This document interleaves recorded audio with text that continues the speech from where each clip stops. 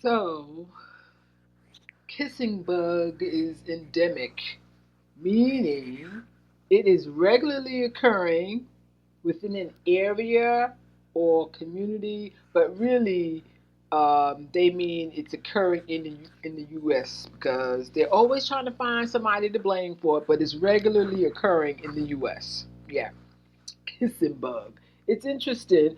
Um, it is named so because it tends to bite around the mouth and eyes while people sleep, and it carries a parasite called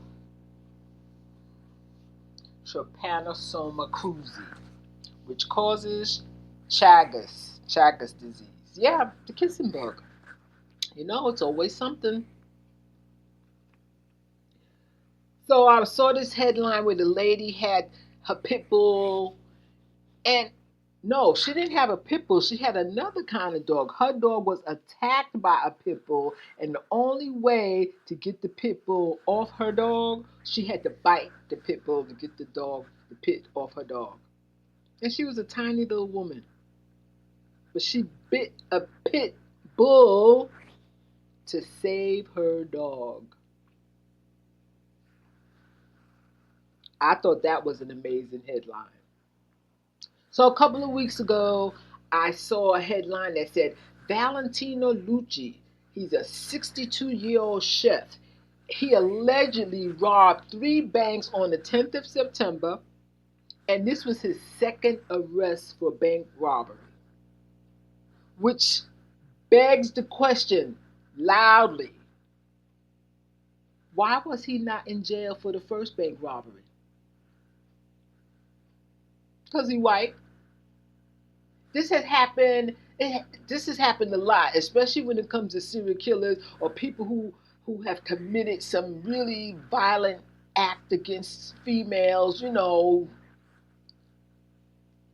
They be killing when they should have been in jail because they was if they was in jail for what they did previously, they wouldn't have been out to be raising the hell and leaving a trail of destruction in their wake if they had been given adequate time for the first crime that they committed. Judges always go soft on them. They do, they do, they do, and y'all know I'm not making that up. Yeah. So this white guy named Thomas Brown, he has turned himself in for the murder of two teens that was found back in May. And they captured his whole booking process on camera. It's all right there for you to see him walking up and standing there, and it's quite different from what they normally do when they booking somebody. But it's interesting. It's interesting to watch. A Florida man was arrested allegedly for killing, cooking, and eating his pet peacock. Now, apparently, peacock meat tastes like turkey. At first, I said, well, I wonder if it tastes like chicken. But it's rare, but peacock is an edible food. Another really outrageous headline was a man was killed for not removing his shoes, and the man who killed him was sentenced to life in prison. And to me, this is an odd story because it begs the question, for what reason would somebody want another person to take off their shoes? Why? Was he going into a temple?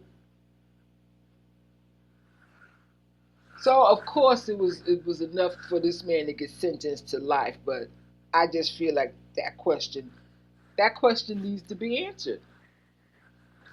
And lastly, but not leastly, um, mapping police violence number is now up to 988 people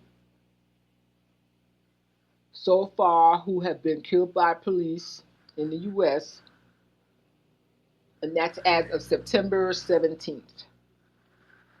And there have been so far 2 days, only 2 days in 2025 when the police did not kill anybody in the United States.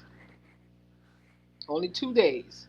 I believe one day was May 3rd and the second day was September 1st. So that's amazing. So they also include that in the data, and the data is very interesting.